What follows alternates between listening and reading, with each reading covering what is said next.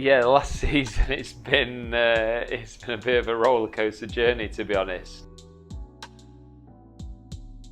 It's taken me through the whole range of emotions I think that any human can cope with. I started out with three main goals, which were the Worlds in Manchester in December. I'm not sure whether or not I truly believed I could win that, but obviously, I went into it trying to be prepared, best prepared I could.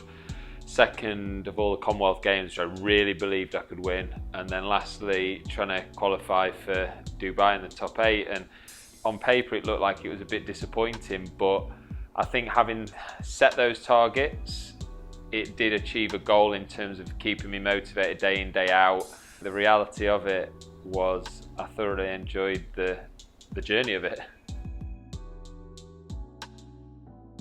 I think Manchester was okay because I got to the quarters, got to my seeding, played the #1 player in the world who went on to win the title, and he was in imperious form that week, and he's been on pretty imperious form all season, but that week I think was possibly arguably his best week of the season as well. He looked so strong throughout. He had an incredibly tough draw as well, and I played pretty well. The crowd got right behind me and I did my best, and on the day I'd lost someone better I could hold my hands up and do that. The Commonwealth was disappointed. I think in hindsight I might have built that up with it being the last one, and the one I really deep down, if you'd have put a gun to my head and said which one, you can only win one thing, what would it be? I think I'd have said Commonwealth. And I was disappointed with how I played. I think I was edgy, I think I was a bit defensive in the way I played, and I think I played with fear.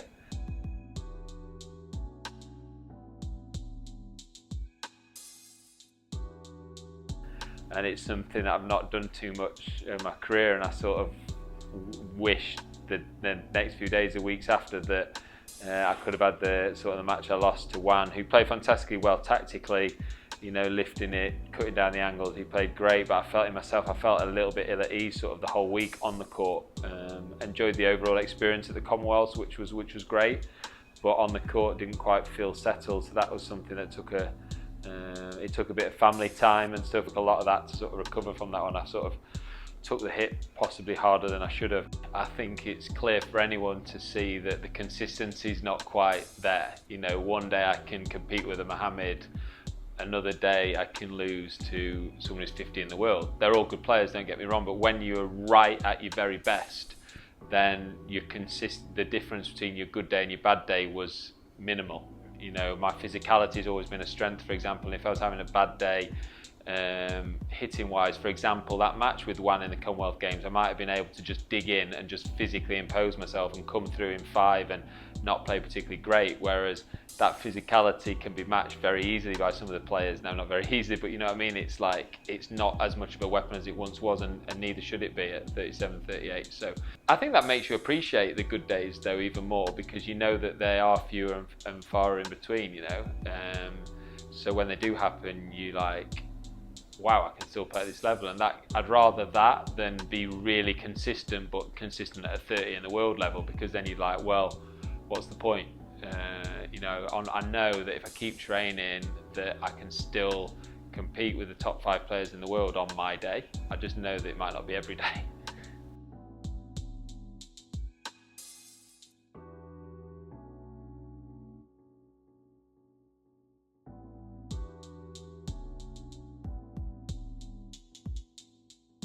The British Open, the last match, I was like the mummy. I had so much strapping on my body, and my dad had to drive me home. I was physically not in a good place. Yeah, the match against Tarek was sort of like my final, and I don't think I've ever felt as emotionally high, really, on a high from winning a first round. Certainly never winning a first round as I was then, because it could have been my last match. Kandra played, first of all, he played incredibly well, and he backed that up the next day against Marwan, so it wasn't just like, if he'd have lost easy the next day, he might have gone, oh, I wasn't good enough. But when someone backs it up, it always makes you feel that little bit better. I think every player's the same with that. You can go, oh, well, okay, maybe it wasn't as bad as I thought, but I was gutted, I still thought I had a chance of getting to Dubai at that point. If Farag had beaten Rodriguez, then I was still in, so I guess I was disappointed, but I thought, well, I might have that sort of back door open to me to get in, and And then I was sat at home watching the Rodriguez match, and that's when it sort of started, as he was getting closer and closer to winning, that's when just this awful feeling of, oh no, was sort of hitting me. And I was just sort of sitting in bed, and like, me and my wife, we didn't really say anything for about 10 minutes. It was a bit of a, oh, that's it then.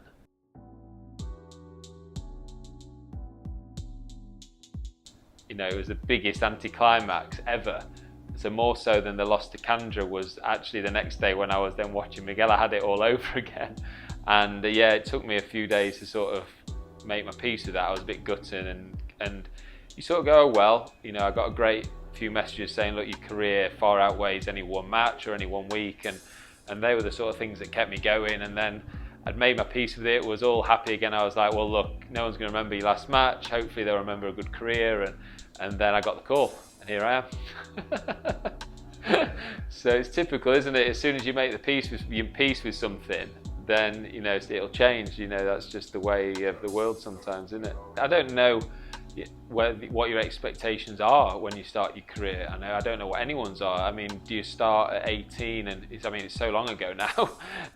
You know, it's over half my life ago when I started at 18 going, of course everyone dreams of being like world champion, world number one, but do you actually have, is that what you said, right, I'm targeting? You know, it's more of a dream really. So, you know, you think, okay, well, you know, let's see whether I can get the top 100 and then the top 50 and then the top 10 perhaps, and then, you know, you work at it, you think, well, why not? But, you know,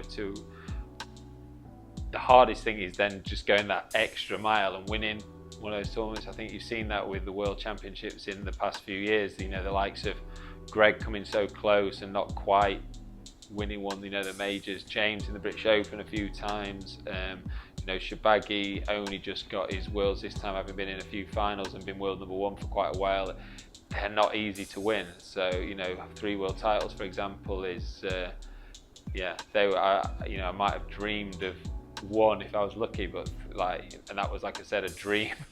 So yeah, it did far outweigh any one match.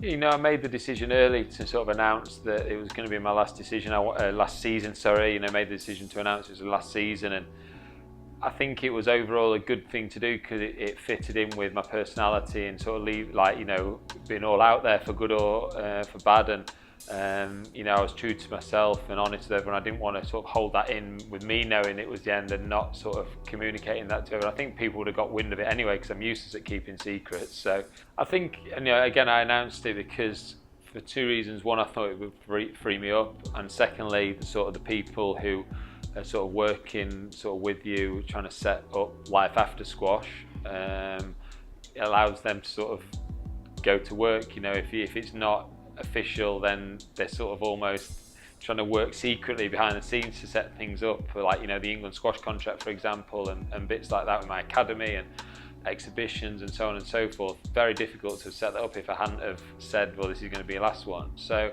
I think if you judge it on how I've enjoyed the season, it was a great decision. I've enjoyed the process. I know that it was a bit more of a sprint rather than a marathon. Then psychologically you can break it into these chunks, you know, break it into the Worlds chunk, then the Commonwealth chunk, and then the sort of finishing the season chunk. So it was manageable from that point of view in the training. You could really attack it.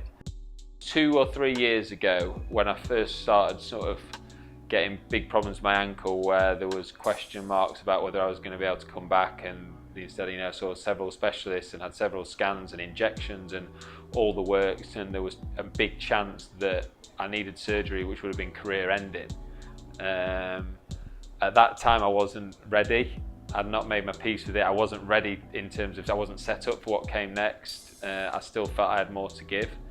So, you know, I've used those 2 to 3 years to sort of really, you know, the time when I had off with my ankle injury, that's when I sort of probably first started to seriously go, okay, I need to plan for what's next here, and sort of got the right people on board. I think someone who's working with me sort of in the States, and a couple of people in the UK helping to build up your sort of business, if you like, after squash. And, you know, you can't do it all on your own when you're trying to play. You can, but your performance would go through the floor, I think. So I I've used that period wisely, I think, I hope, and I'm excited for what comes next now, because I can see a bit of I can see the sort of where the path may lead, and then I'm sure there'll be various branches of the path that I can go off along the way, but I can see where it starts at least and where it might take me.